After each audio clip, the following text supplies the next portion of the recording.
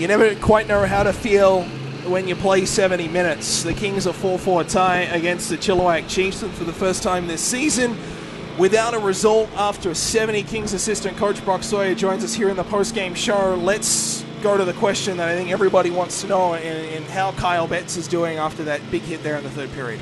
He's doing all right. I mean, talked to him there coming off the ice. He obviously a little shaken up, but no, talked to him, and he says he's all right. So he knows people are thinking about him. So, but no, he's doing fine. Frustrating about, I guess, the aftermath of that hit. I mean, you get the 2-minute charging Powell play. What was the feeling on the bench? Maybe it should have been more? I thought it should have been a major. I mean, it's very similar to the hit he took in Nanaimo. He's going to the net hard, but he's also defenseless, and that's the hit that they've stressed at the NHL level about taking out of the game. So I don't know why we can't seem to get it right here. But I mean, a guy's going to the net. Your first play's got to be on the puck, and not trying to demolish the man going to the net, especially when he's got his back turned to him. Hard not to notice the correlation with the Tristan Mullen fight. I mean, we know how close Kyle and Tristan are. The same guy, Jesse Lansdale, number 9 for the Chiefs. That kind of followed that play up, I imagine. I'd imagine it was, frustration. Well, Mullen sticking up for a teammate. That's what good teammates do. I mean, it's you never really want to lose two guys off your top line in a night, especially one to a questionable hit and then one to a fight. But no, I mean, that's just teammates protecting each other and standing up for each other. That's good characteristics of a good team. I want to now go to, I guess, the next big question, and that was the too many men situation there in double overtime, because it's always confusing. And here's my interpretation of the rule, and please correct me if I'm wrong. You guys carried over a power play into the second overtime session, so it was 4-on-3. Mm-hmm. The Kings were unable to score on the power play. It elapsed. The Chilliwack player came out of the box, and as my understanding, it's 4-on-4 until the next whistle when both teams yank a player and we go down to 3-on-3. Am I saying anything wrong right now? No, and that's exactly the situation. I mean, they said we had too many men on the ice. We had 3 guys. We had 1 less because there wasn't a whistle.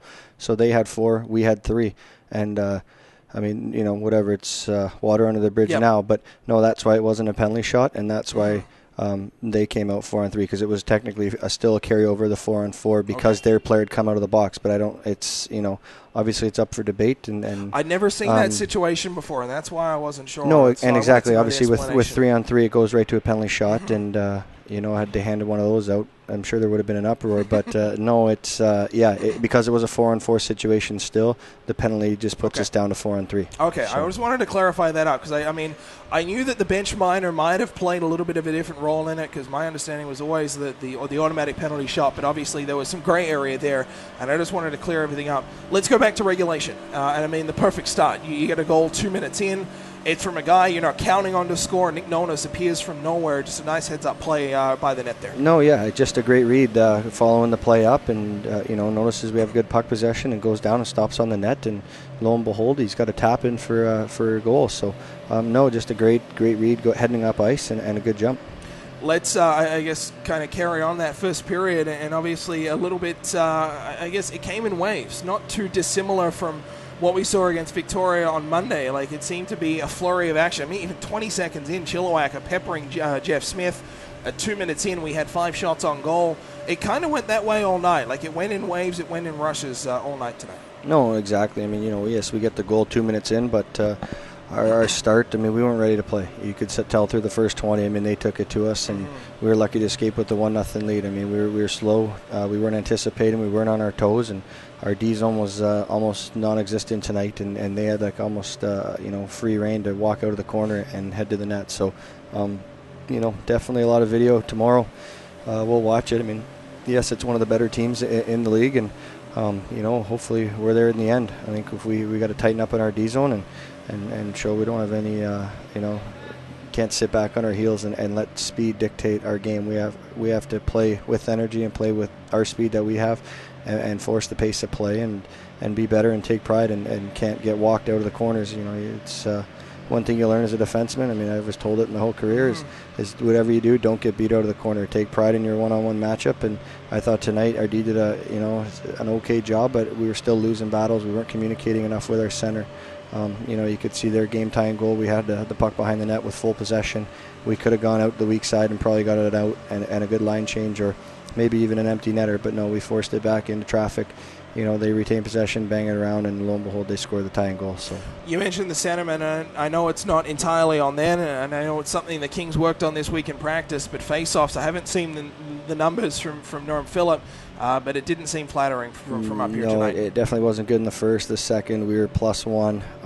No, I mean, everybody's got to take some point of their game and look in the mirror tonight and see what they could have done better. I mean, we weren't ready to play right off the hop. We kind of sat back when we shouldn't have, and it's just another one to the same team that we let it slip to in November, I believe it was. So no, I mean, give them credit for not quitting. I mean, we told our guys right from the get-go, it's a team that that wants to see us again this year and wants to come back here, and we just had to amp it up, and we didn't. We kind of puckered. So it's definitely a tough pill to swallow. I mean, give our guys credit. We were down with about 3 lines, and you saw Kennedy step up and play some wing there, but it's all hands on deck. Guys don't care where they're playing as long as we're getting the job done. So there's definitely some positives, but it's tough just letting a 3-goal lead slip, especially late in the third like that. Let's talk Sunday afternoon against Salmon Kings. Have somewhat the day off. They'll battle the Vipers, the Special Olympics floor hockey team at 1 o'clock at Brooks Gym.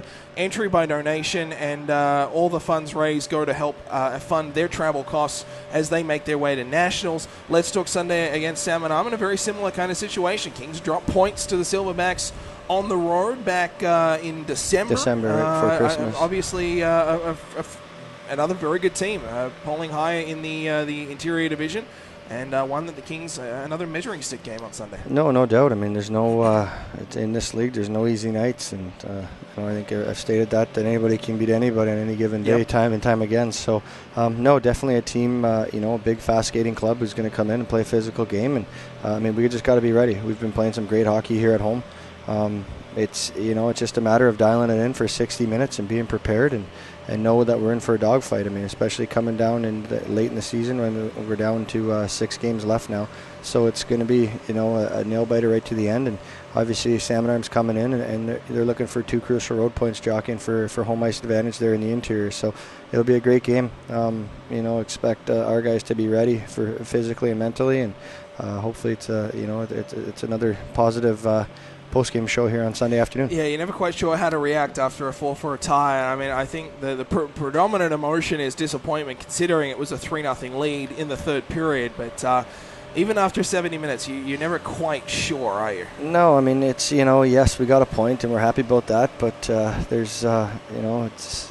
I think two points left on the table against Chilliwack. Yeah, I think I heard it in the room. It's nothing really to be happy about, because we had it, and we let it slip. I mean, obviously, you got to know a good team like that with a high-powered offense is going to come with a final push, and we got to be ready and push back and play down in their end. I mean, a gutsy call by their coach to pull the goalie with, I think, 3 minutes left. So, no, I mean, they got some good puck movement, some good D-men who can handle the puck, and forwards who can wheel and make plays. So, our guys just have to really find a way to get that job done and get pucks out or block shots and get sticks in lanes. And I